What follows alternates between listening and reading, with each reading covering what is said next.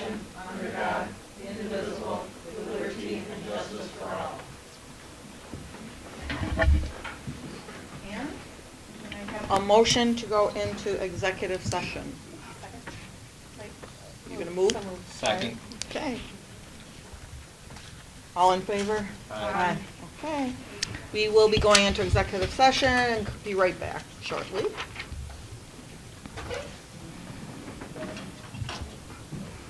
You're the only one, Sean, that has to stay. Yes.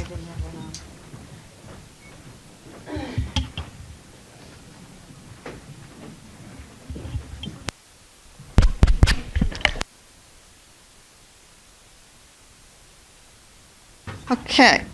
I do just want to mention that the executive session, when we made the motion, I forgot to mention that it is anticipated that the motion to go into executive session was to discuss matters leading to the appointment, employment, promotion, demotion, discipline, suspension, dismissal, or removal of a particular person or corporation and collective negotiations. So that was what we covered. Can I have a motion to approve our minutes of the regular meeting of February 10th, 2025? So moved. Okay, moved by John. Seconded by Nadia. Any comments? No? All in favor? Aye. Motion's carried. Can I have a motion to, do we have any deletions or additions? We do. I would ask the board, there's 3 workshops that was slated for us to present on tonight. I am going to ask the board to remove the grade configuration review workshop, just because we are missing a couple of key individual board members. And so we would like, in order for us to review the grade configuration topic again, not only for the public, but it's important for all board members to be present. So we will have that conversation on March 10th. And in addition, it gives the team and I an opportunity to also be able to put some talking points together for the board after we do a thorough presentation. And again, I'd like to say publicly that I take full responsibility, because it appears that the board needed more information in various scenarios similar to what we did in terms of presenting the location. So we want to be able to come back to the board with all of that information so that you guys can make an informed decision. So we are going to present all of the scenarios, at least 4 to 5 of them. We're going to highlight the key positive of each scenario, and also some pauses that we have, and in addition, be able to give you a 1-pager so that if in case people are asking about the information, you will have it in front of you. So for that reason, we are asking that it be postponed until March 10th, and also making sure that all board members can be present for that presentation. Okay. So could I have a motion to accept the changes? Moved by Paula, second. Second. Seconded by John. All in favor? Aye. Motion's carried. Board recognitions, achievements, and honors. We have numerous of them. Our girls bowling team won the Section 3 championship. Our girls volleyball team won the Section 3 championship. Our alpine ski team, James Vaccaro, won the Section 3 championship in giant slalom. Advancing to states are Isabella Wood and Sierra Wood, Austin Howard, and James Vaccaro. And the states are on February 24th and 25th at Gore Mountain. Our boys ice hockey play in sectional semifinal this Wednesday, 2/26, against CNS at 7 p.m. at home. Girls basketball play in sectional quarterfinal on Thursday, 2/27, against Bishop Ludden at 6 o'clock at home. Boys basketball plays in the sectional quarterfinal on Thursday, 2/27, against Proctor, 7:30 at home. And boys volleyball play in sectional quarterfinal on Monday, 2/24, against Proctor at 6 p.m. And I would like to commend all of our sports teams for all the excellent work they've done this year. It's really amazing. We've enjoyed all of it. So, any public comment? None tonight? Okay. Superintendent report. All right. Well, my report will be very quick tonight, and it is about giving the board an update and the community an update on our strategic planning and leadership development.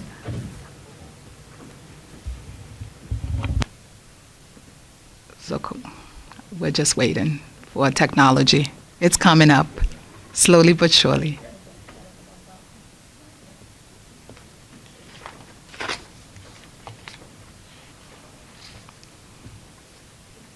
Okay, so the first thing is we wanted to say a big thank you to the entire community. We launched the strategic planning survey on February 10th. It actually closed today. And we had it on Parent Square, the Facebook page, the website to maximize community engagement. And as of today, we had a total of 609 individuals completed the survey, which included also students. So we encouraged students to complete it. We had community members, etc. On Facebook, the post reached over 10,000 people.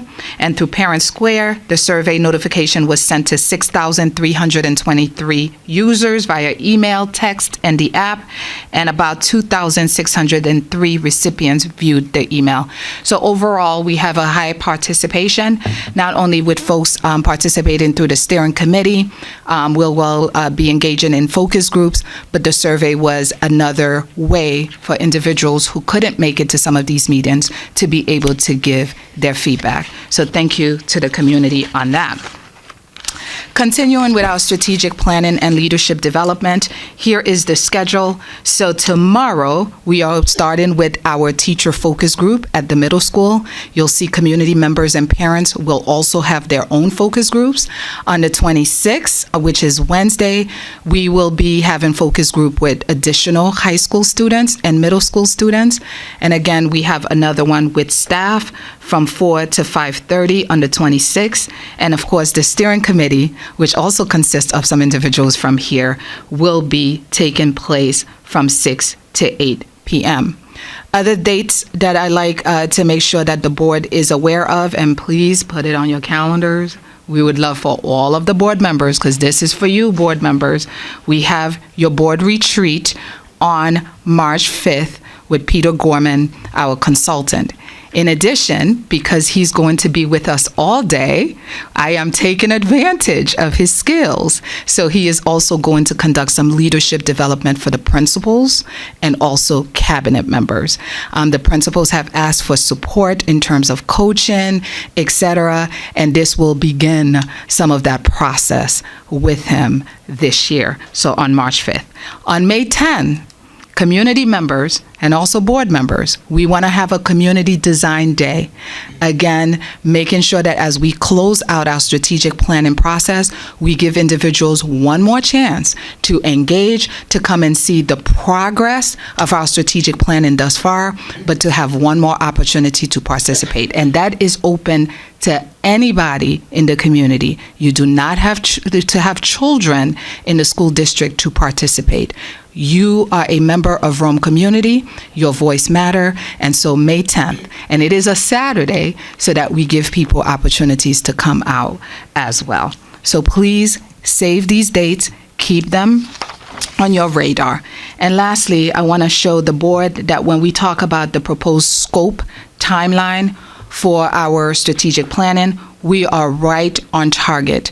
We know that we began some needs assessment by having our consultant review our data. They did some data analysis back in January. They met with our superintendent student leadership council to start crafting the mission, vision, and values of the district. And they also had the first steering committee as well. And now we are in February. You see where we are at. And the board training that I talked about with the for leadership development and also with the principals and cabinet will be on March 5th.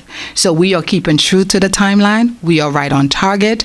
By the end of June, we should be able to have a finalized strategic plan that the board can adopt as well. Okay? So just staying right on top. A lot going on. A lot of good stuff going on in the district. And so we are just very pleased to have people engage in various ways. And so thank you to all for participating, for calling. With the community parent group, we have about 32 people who will be participating in that focus group tomorrow. So we're really excited that folks are really taking advantage of the opportunity to craft what our future is going to look like in this district. Thank you, and that concludes my report, unless you have any questions.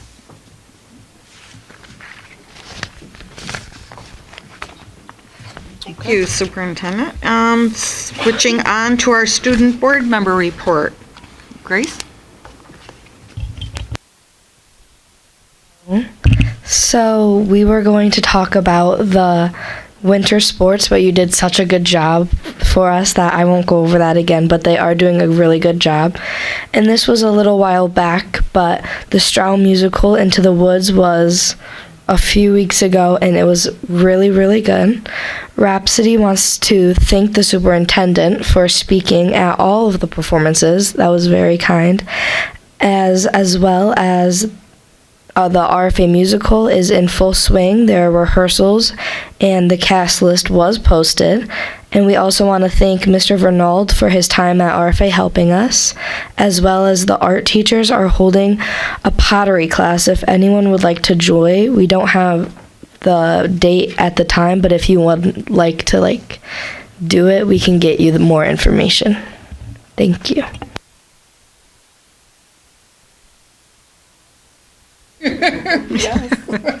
Only have them pass on the information. I'll do it. Yes, How much will that cost? nothing. Oh, yeah. Send us the information on that one, then. All right. Thank you, Grace. Moving on to our workshops, budget development.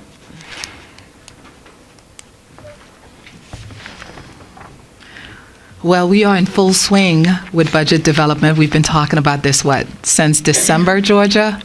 And so I feel like I've been talking about it probably since I started here in August. So that is true. But as we inching closer to the May vote, we want to make sure we give all of the information. we're nearing the final circle. That's for sure, the last corner. So tonight we're going to talk more about the expenditure side. Last time we spoke more about the revenue. A few considerations that we discussed last time that I'd just like to review again tonight. We will be continuing to wait for the governor's run until probably about the middle of March. So we are hoping to have a final to you next time, but that's March 10th, so it may get pushed back to March 24th. We are still waiting to hear finalized numbers from the state as to whether or not the federal government will be freezing any other federal aid. If you've been around the news or anything the last week or two, there's a lot of things happening at the federal government. So we're posing ourselves for the worst case scenario and hoping for the best. The governor did come out, I believe, earlier last week and said something to the effect that our taxes may have to increase. They may have to be what fills that gap. So I want us just to be aware of that as we get ready to go to taxpayers and so forth, and let them understand that if there are federal cuts like what they're talking about, it's not just on the federal spending side. There's also additional spending that may end up happening here in the district on our side. So we hope that's not the case, but we're preparing for it. So as of right now, we're going to move forward with the 3% tax increase, knowing that we may have to do something more than that. I will have final numbers for the property tax cap that I will be submitting to the state tomorrow. So when I finalize these numbers for you, either on March 10th or March 24th, that will be what was submitted to the state. Are there any questions on any of that? So at this point, I compared at least the payroll side in all these different transactions. This has not gone to the Finance Committee yet. We will be meeting on Thursday, so I wanted to give you a high level of what that looks like so the Finance Committee can really go through line by line and help create some of this for you. But our payroll side looks to be right around what it's been. We do expect about $1 million decrease, and that's just from some attrition that we've had. That's from, individuals that are retiring and some other things that we've been able to find within the budget that we didn't need to continue spending. There's also some equipment costs that we are expecting to have probably about a $300,000 cut from. Some of that is because we purchased it this year, or we're expecting not to need it next year. Our contractual costs, we do expect to decrease by about $2 million. Some of that is coming from differences in our BOCES cost. We, Ms. DePerno and myself, we still have to go through those BOCES numbers, so that number may change a little bit, but this is the draft that we have put together so far. Some of our supplies and some of our other 400 codes, we expect to see roughly a $300,000 decrease. We're expecting the tuition cost to stay right about the same. That may decrease slightly in real numbers, but at least for the budget, we're going to keep that the same. Our energy costs, we expect to go down slightly. Again, there was some extra room in this budget from last year, so we're looking at areas where we can potentially cut. Our BOCES aid, I'm sorry, not BOCES aid, but our BOCES numbers you'll see is roughly 1.3. Again, we have to go through that with the curriculum side to see if that's a real number or if there are some things that we haven't added to the budget for this year. You'll notice our benefits number is about $7 million more. That is not just our insurance benefits. There's the pension pieces and other retirement benefits that go into that number. There's also some ancillary numbers that go into that benefits piece, some of the extra pay and extra duty type stuff that isn't really, it's part of payroll, but it's not part of our salaries and ongoing numbers. So that number changes from year to year quite a bit depending. This year has been rough because we have had a lot of extra snow, which has required our individuals to work a lot more extra hours and so forth.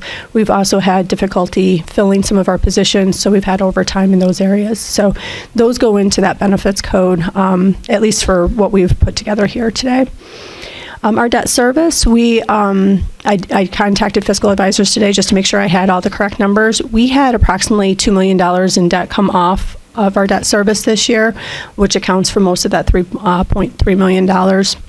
And then we've also had some of our other amortization bonds that have decreased in payments for interest and so forth. We will see that number go back up next year in the 26-27 school year when we're finishing up the capital project that we're currently working on.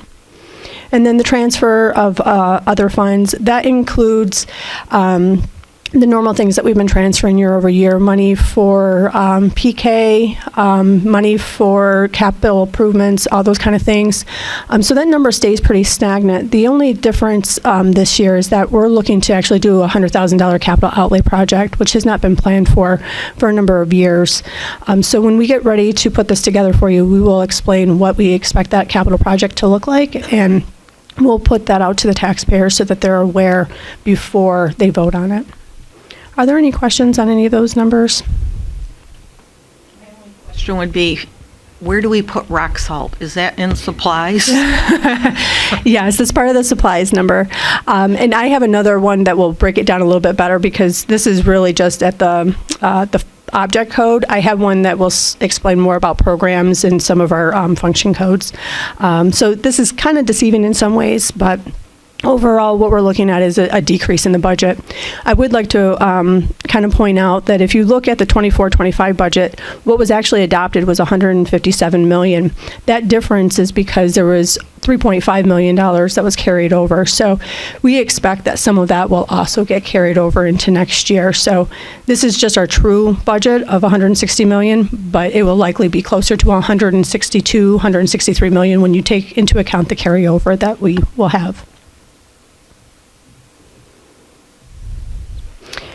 And I'm a visual person, so I thought maybe it would be helpful if, I showed a pie chart that kind of showed where most of our costs go. And it's no surprise when we look at this that it goes mostly into our labor, into our individuals. It's mostly payroll and the benefits for that payroll.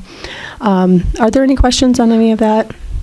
Our next highest expense is BOCES, and that's not unique to Rome either. Most school districts will have payroll and benefits, and then debts, and then BOCES is the most expensive pieces.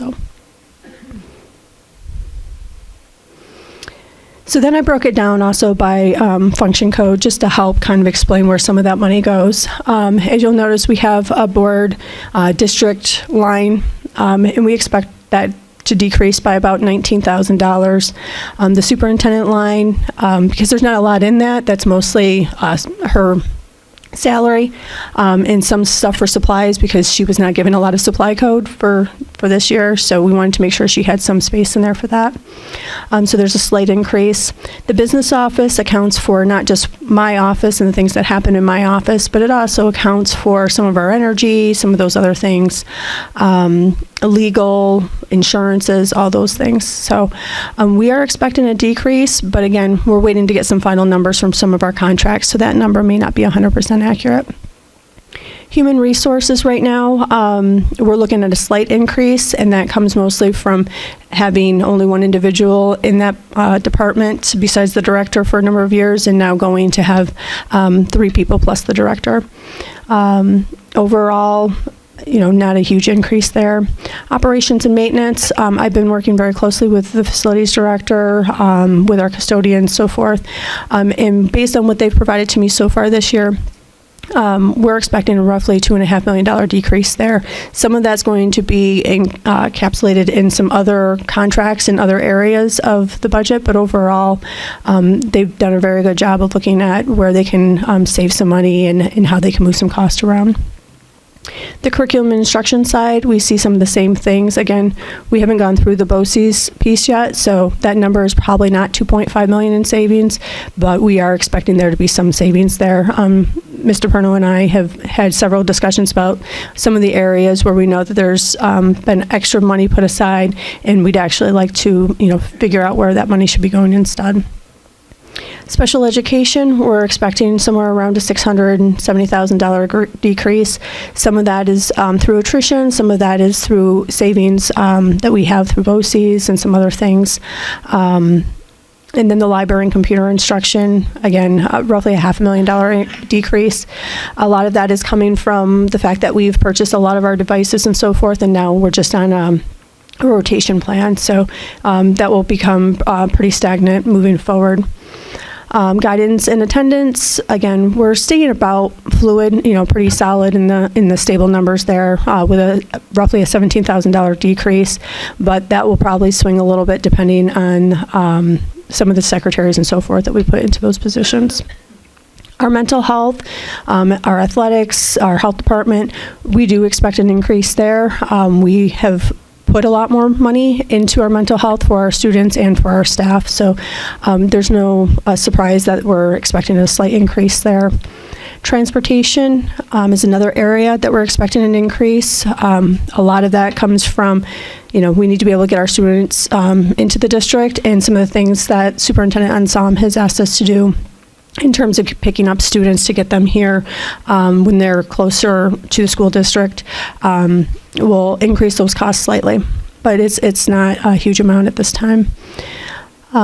We've seen an increase in insurance, but I think that's mostly how we code some of those things, but there will be a 5.5% increase right now through our consortium, so that's a huge part of that increase. Some of those insurance costs also come from life insurance. It's coming from some of the other benefits that we have, and I've lumped them into insurance. Otherwise, we'd have 3 or 4 pages that we're going through. Like I mentioned before in the other slide, debt service is one area that we are noticing a decrease because a number of items have fallen off of the capital debt service pieces. And then the pension and workers' comp piece includes workers' unemployment and so forth. And we had a larger increase this year due to the unemployment of several individuals after the layoffs last year. So we're expecting that number to decrease as people are coming off of the unemployment piece. Are there any questions?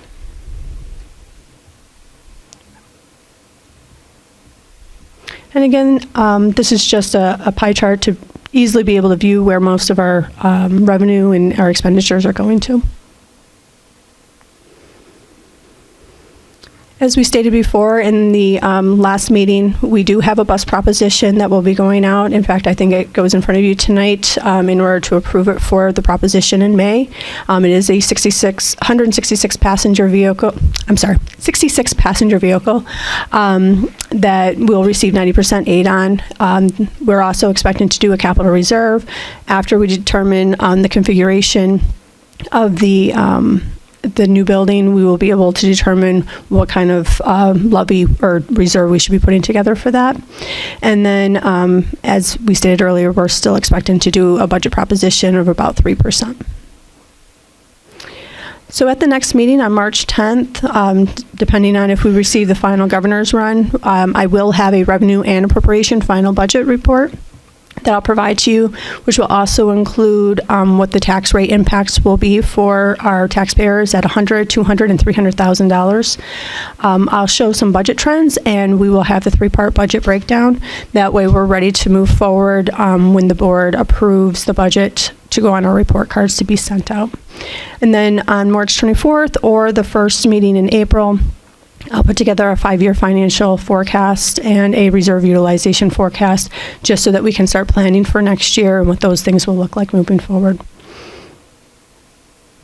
Is there anything that I can provide to you that will help you understanding the budget, or more questions that you have? Georgia, with the expenditures, can you elaborate a little bit in terms of other things that you took into consideration, especially with principals submitting budget proposals, the cabinet having a conversation, if you can talk with the board about that in terms of what we looked at, and also some of the things that we are looking at for next year, possibly with some restructuring? Sure. So one of the things that we had mentioned at the Finance Committee is that we were going to put together a proposal that all directors and principals would fill out. We had great participation in that, and everyone that needed something additional did provide that to us this year. I provided them with a deadline, and they fulfilled that deadline. And then I met with the cabinet, and I provided them with all the proposals, and we kind of did a round robin and had a discussion about, were those things needed? Was it labor that was needed? Was it a service or a product that was needed? And after several discussions between the curriculum, HR, business, and facilities departments, we had those discussions to see if it warranted being added next year. In those cases, we added that to the budget. In the cases where we felt that next year was not the right year for it, we put it into another pile, and I'm keeping track of that in a spreadsheet, so that as things come up, if they're small amounts and we can fit them into this year's budget as we're finalizing things, we can. There were a number of things that are capital related, so we'll start building, a future capital project around some of those items. And then what we also did is we had a conversation with Superintendent Anselm regarding some restructuring that we're looking to do in the district, and that includes some individuals retiring and some of us moving into assistant superintendent type positions. That includes directors moving into different positions. It includes the addition of our tutoring program. We have one, but we're looking to make that more robust for both our middle school and our high school students. Looking at our summer programming and having something more in-house rather than through BOCES. So all of those things were taken into account and built into this budget. So although the budget looks very much, cookie cutter, there's a lot of things inside of it that has not necessarily happened over the last several years. And so we are planning to make that budget used and utilized to the best of our ability to really help our students, so that we see a better graduation rate, so that we're seeing students that are progressing and see that growth that we're really looking for to match our strategic plan.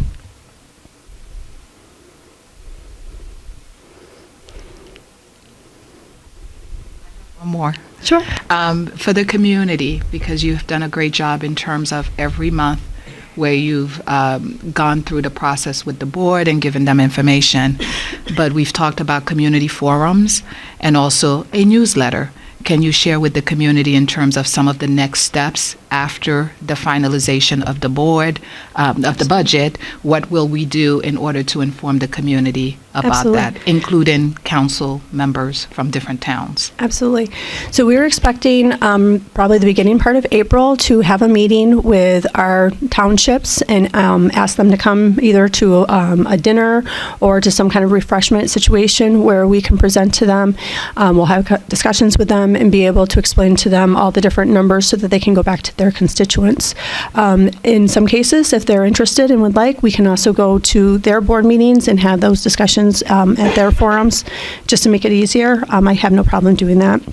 We've also discussed having some situations around Rome and within the city, or even some of our more rural areas where we can go and have conversations with our constituents at, whether it's a workplace situation or, some other avenue, to be able to explain what the budget is. It takes about 15 minutes, and I have no problem having those discussions. So if there's anybody out there that would like us to come and present, in their forums, we're more than willing to do that.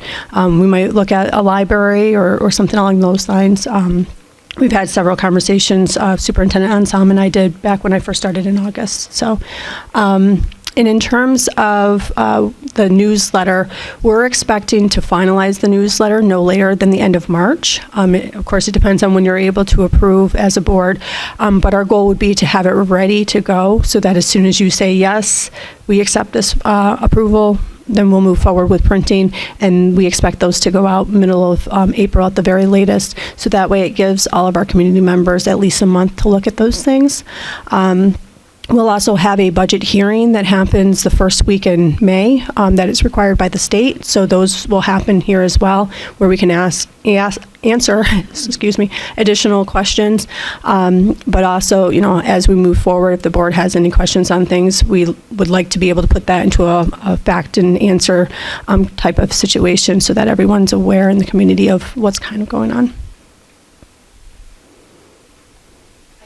One question. So if the bus, the transportation number was going up, so does our state aid stay for busing, the ratio we get back from New York State stay steady? Is that the same percentage year to year? It is usually, it's still roughly 90% for next year from what I can see so far. What happens is when we supply our ST3s, then it's 2 years from that date. So we're still waiting to see, based on the ST3 that we supplied this last summer, what it will look like for the year 26-27. But as of right now, the ratio is still 90%. Okay, thank you. You're welcome. Any other questions? Okay, thank you.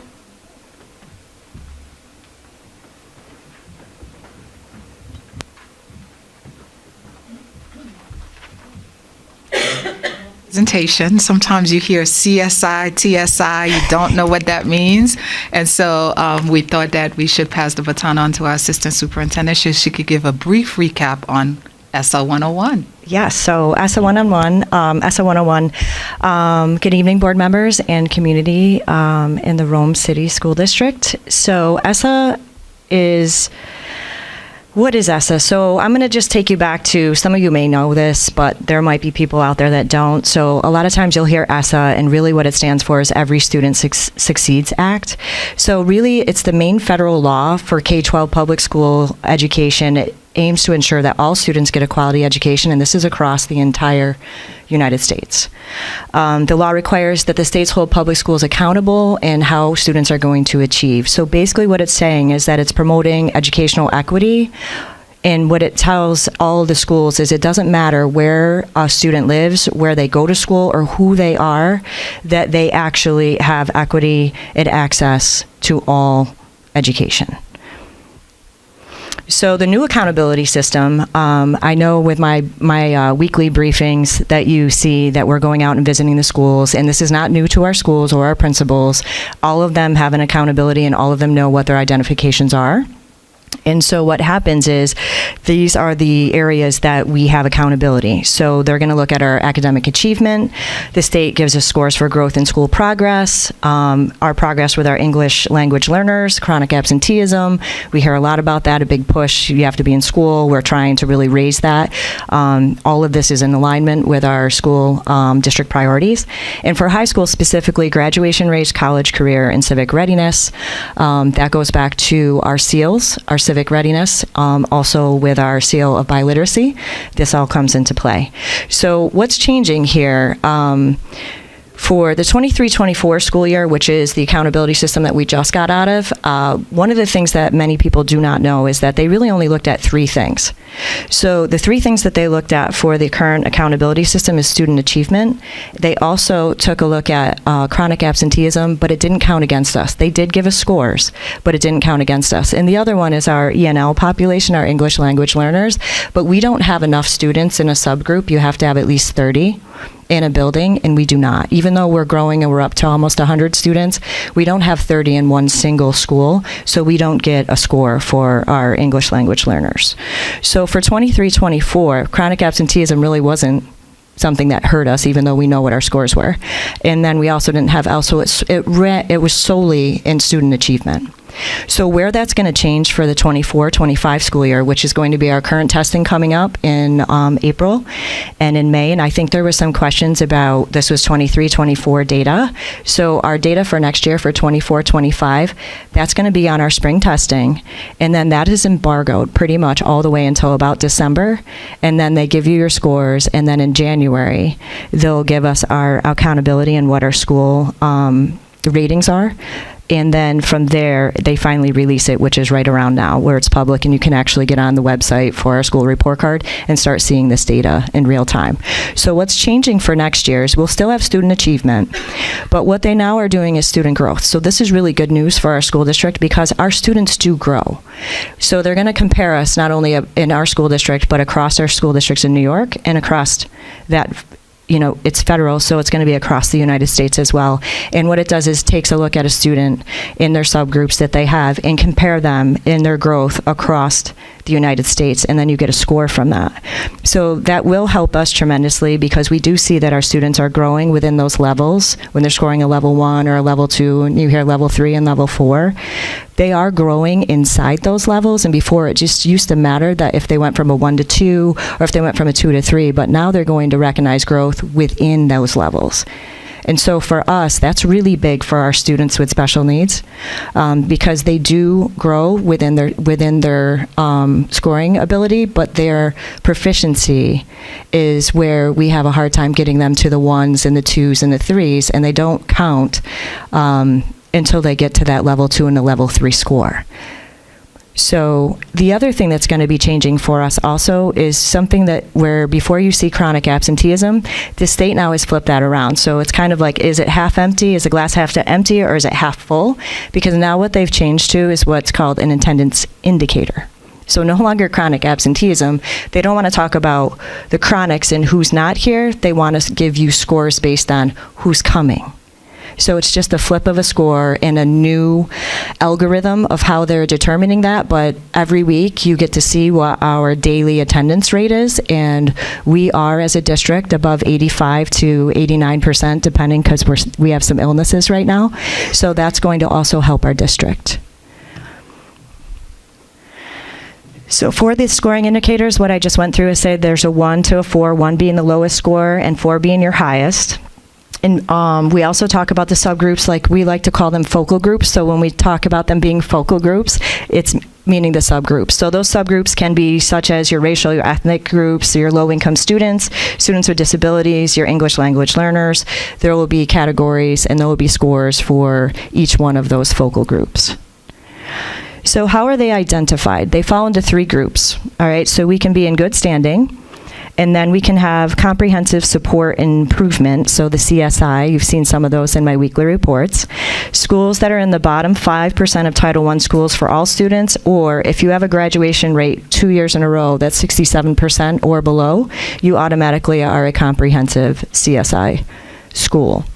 Targeted support and improvement TSIs, these are schools that have 1 or more student subgroups performing at a level 1 for 2 consecutive years. So it basically takes you 2 years to get on and at least 2 years to get off the list for these particular subgroups.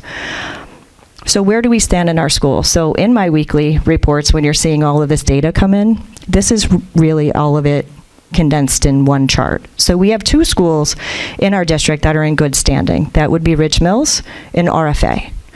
So Dr.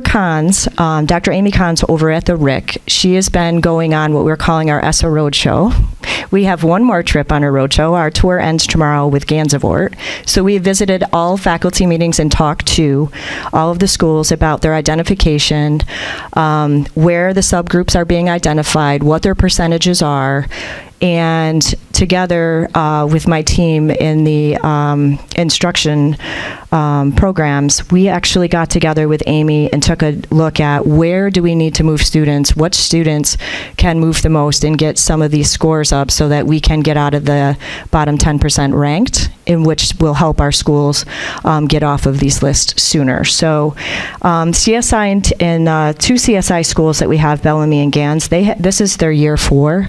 So the unique situation when you are identified, like for instance this year, Stokes is their first year of a TSI school. They are just finding out about it now. So by the time they release in the embargoed scores and they talk about what your identification is, it's January. So this is year 1. So year 1 is when they start, and they didn't find out about it until the middle of the year. So it just gives you a little bit of an idea of the time frame and how things work. And so basically you're going through a half a year without even knowing at that time that you have an identification. So it just helps clear up some of the time frames of identification. So on the right, for Bellamy this year, Hispanic subgroup, focal group, is one that is new this year. That's why that's starred. And the rest of these, with the exception of Stokes and Denty, who was off the list for this whole entire year and got back on for the new identification period. So they had 1 year grace, and then they were re-identified as a TSI school. Any questions on that chart? Get the Hispanic, any of the ethnic group labels. Where does it come? Is it from a parent filling out a form? Yeah, so it comes directly from a report out of school tool and registration, so from those demographics. And in order for that group to be identified, you have to have at least 30 students in that subgroup. However, moving forward, that subgroup identification is going to go down to 20. So we could potentially then have our English language learner subgroup count in some of our schools. Okay. Okay. So what does it mean when you're in a CSI school? What do our schools actually do? So every year you have to have a survey that goes out, and then you have to develop a school improvement plan. Those school improvement plans, not just the SIPs that we're doing, because they're aligned with what the state calls a SEP, which is a school comprehensive education plan. So those are also on our website underneath educational programs with our SIPs, our school improvement plans, and our SEP plans. Those are going to be aligning, so we're looking at the same things, and we're not trying to do 4 different plans and 4 different things, because we can't do anything very well if we have 4 different things going on. So we're aligning those. So you can see those on the website. Those will be posted there so that it'll give you an idea what's in those plans. Once they're approved by the district, once they're approved by the state, so the state approves them first for the CSI schools, and then I'll take you back. We had to actually do a board approval for those plans, not only the SIPs, but the SEPs and the DSEP. So all of those plans had to be approved by the board, and they are posted online. It has to have at least one school-wide improvement strategy that's in there. Teachers and staff have to have specific professional development that they've identified in their plan that they need.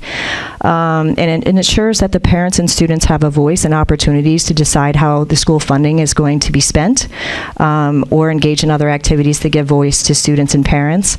If your school does not improve, additional actions will be required. So what happens with the CSI schools is there's direct oversight from the state. They work with directly with the school, the SEP teams that they have. They work with the principal, and they work with the plans, and also at the elementary level also with Dana Benzo as well.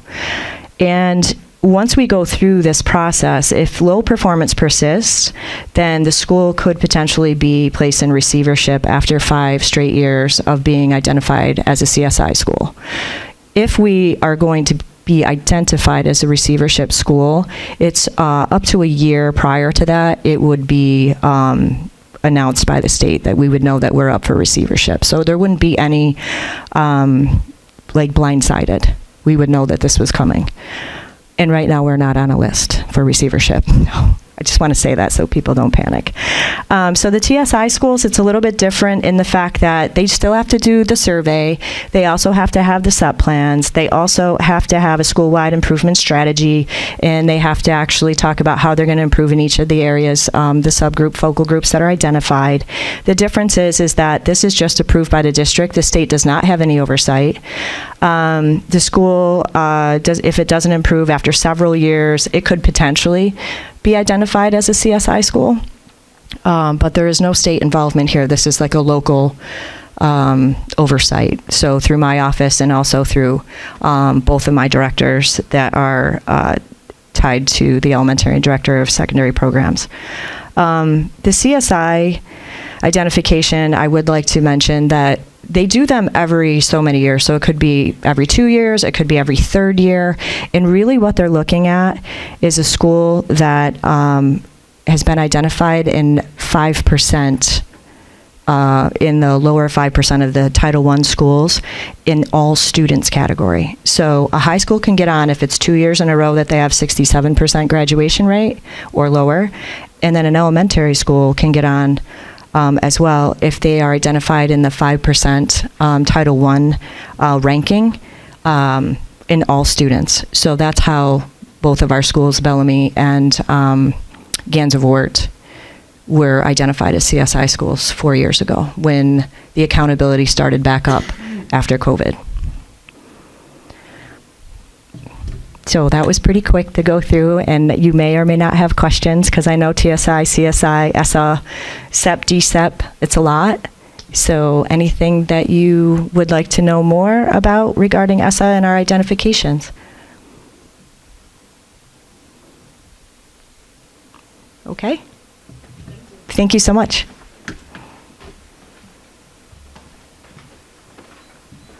Okay, we're moving on to our consent agenda, which goes from page 2 through page 8. Can I have a motion to approve? Okay, moved by John. Can I have a second? Second by Nadia. Any concerns, questions? All in favor? Aye. Motion's carried. We're on to finance, page 9, and we have action item 1. Resolution to approve a bus proposition be included on the May 20th, 2025 vote. Whereas the Board of Education has received the need for a new 66-passenger diesel bus for the district, now therefore be it resolved that the Board of Education hereby approves the bus proposition for the purchase of one 66-passenger diesel bus not to exceed a cost of $200,000, and be it further resolved that this proposition be placed on the ballot for voter authorization at the upcoming school district election to be held on May 20th, 2025. I move the resolution. Seconded by Paula. This has to be a verbal vote. So, having the motion moved and seconded, Jen Campos, yes or no? Yes. Jeff Demetis? Yes. John Mangelino? Yes. Nadia Rashid? Yes. Paula Witt? Yes. Okay, and Sue Carvelli? Yes. So the motion is carried. Resolution 2, resolution to approve the contract between the Department of the Air Force and the district for the 2025-2026 school year.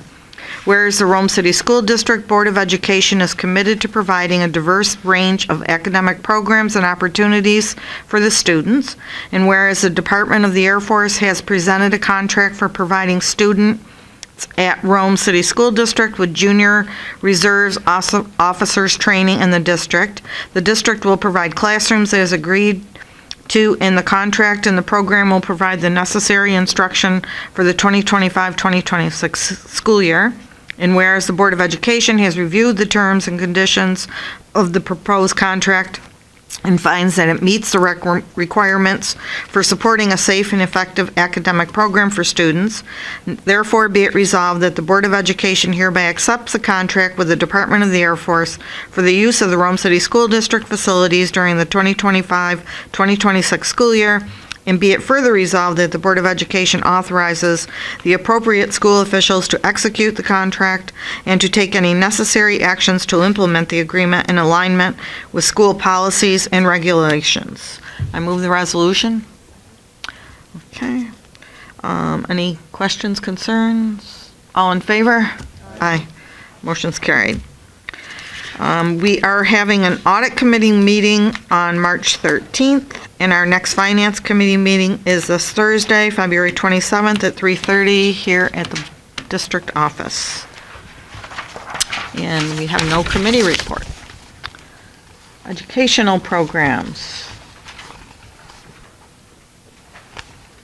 Oh, we have no agenda items for educational programs. We have human resources. Mr. Mangelino. All right, Human Resources, action item number 1, resolution to accept retirement. Resolve that upon the recommendation of the Superintendent of Schools, the Board of Education hereby accepts with appreciation for your years of service the retirement of the following individuals: Mary Campbell, business teacher, RFA, effective 7/1/2025. Lisa Carpenter, special ed teacher, RFA, effective 7/1/2025. Deborah Pinty, pre-K teacher, Clough Pre-K Center, effective 7/1/2025. John Smalls, ELA teacher, Rome RFA, effective 6/30/2025. I move the resolution. Okay. Second by Nadia. Any discussion? All in favor? Aye. Motion's carried. Action item number 2, rescind retirement. Resolve that upon the recommendation of the Superintendent of Schools, the Board of Education hereby accepts the rescinding of retirement of the following individuals: Carletta, office specialist, Rome Free Academy. I move the resolution. Second by Paula. Any questions, concerns? All in favor? Aye. Aye. Motion's carried. Action item number 3, resolution to approve long-term substitute administrator. Whereas the Rome City School District is in need of a qualified individual to serve as a long-term substitute administrator due to resignation of the previous administrator. Whereas Sheila Spencer has been recommended and is qualified for the position of long-term substitute principal, now therefore be it resolved that the Rome City School District Board of Education hereby approves the appointment of Sheila Spencer as a long-term substitute principal for a term beginning January 6, 2025 until the permanent position is filled. Be it further resolved, Sheila Spencer will receive a retroactive salary of $550 per day for the period of January 6, 2025 until the permanent position is filled, and payment will be made in accordance with the district policy for the duration of the assignment. I move the resolution. Okay. Any discussion? All in favor? Aye. Motion's carried. Action item number 4, resolution to approve administrative personnel. Resolved that upon the recommendation of the Superintendent of Schools, the Board of Education hereby approves the probationary appointment of Rebecca Kiley for the position of principal at John Joy Elementary School at a salary of $115,000 plus contractual benefits, prorated, effective April 22nd, 2025 through April 21st, 2028. I move the resolution. Second by Jen. Any discussion? All in favor? Aye. Motion's carried. Moving on to policy, Mr. Demanis. Action item number 1, resolution to accept the second reading and adoption of policies. Resolve that upon the recommendation of the Superintendent of Schools, the Board of Education hereby approves the second reading and adoption of the following policies as listed on page 11. I move the resolution. Second by Nadia. Any discussion? All in favor? Aye. Motion's carried. And our next meeting will be March 12th, which is the second Wednesday of March at 4:15. Thank you. Okay, moving on to miscellaneous business. Resolution to appoint the Board of Registration and alternates for the Rome City School District. Resolved that the following members of the Board of Registration of the City School District of Rome, New York will be appointed for the prescribed term of 1 year beginning March 1st, 2025. Sandra Russell. And be it further resolved that the following persons are appointed to serve on the Board of Registration of the City School District of the City of Rome, New York. In the event that either or both of said members are unable to act, the alternate will be Christine Sullivan. And be it further resolved that such board shall attend at the office of the Board of Education, 409 Bell Road, Rome, New York, on days to be designated by the Board of Education for the purpose of preparing the registrar for each school election. I move the resolution. Second by Nadia. All in favor? Aye. Motion's carried. Resolution 2, to establish the dates of the annual vote and budget hearing. Resolved that the Board of Education hereby determines that the annual school election and budget vote shall be held on May 20th, 2025, or at any other legally authorized date, and that polls for the purpose of voting thereon shall be open between the hours of 9 a.m. and 8 p.m., and be it further resolved that in lieu of our annual meeting, the Board of Education shall hold a public hearing for the purpose of discussion of the expenditure of funds and the budgeting thereof for the ensuing school year. Such public hearing to be held on May 12th, 2025, a date which is not more than 14 and not less than 7 days prior to the date of the annual school election and budget vote. And be it further resolved that the clerk shall give notice of the annual school election and budget vote and of the public hearing on the budget in the manner required for the annual meeting. And be it further resolved that this resolution shall take effect immediately. I move the resolution. Seconded by John. All in favor? Motion's carried. Number 3, resolution to set registration and election days. Resolved that Monday, May 5th and Tuesday, May 6th, 2025 be and hereby are fixed as registration days for the Rome City School District Board of Education election and budget vote to be held on Tuesday, May 20th, 2025, and that the registration board be directed to attend at the office of the Rome City School District, 409 Bell Road, Rome, New York, on Monday, May 5th and Tuesday, May 6th, between the hours of 9 a.m. and 4 p.m., for the purpose of receiving registrations. I move the resolution. Seconded by Jen. Any discussion? All in favor? Aye. Motion's carried. Resolution authorizing the clerk to publish legal notices. Resolved that the clerk of the Board of Education be and hereby is authorized to publish the notice of annual election and public vote on the 2025-2026 school district budget legal notice as required by law as follows. Once each week for the 4 weeks of April 6th, April 20th, May 4th, and May 11th, 2025 in the Daily Sentinel. I move the resolution. Second by Paula. All in favor? Aye. Motion's carried. Discussion items. Nomination for a BOCES board member. I have been Rome City School District's representative on the BOCES board for the past, I believe, 15 years, and I am coming up for election again this April at their annual meeting for another 3-year term. So I am very interested in continuing on. I feel I've tried to always bring the best for the Board of Education of Rome on the BOCES board, so I would like to say I'm interested again. So I think that you do bring forth the information that we need to hear, and it is very appreciated from me. So I would like to nominate Sue Carvelli to be the BOCES board member for Rome. thank you. We will have the vote for that nomination will take place on March 10th. So I just wanted to let you know that I am interested, and we will bring that forward then. There are no items for old business. We have no public comment on non-agenda items. So it's anticipated that we'll make a motion now to go into executive session to review the superintendent's mid-year evaluation, and we will not be coming back into open session. So can I have a motion to adjourn the regular meeting? Moved by Paula, Okay, seconded by Jen. All in favor? Aye. Thank you very much. Take all of these for you.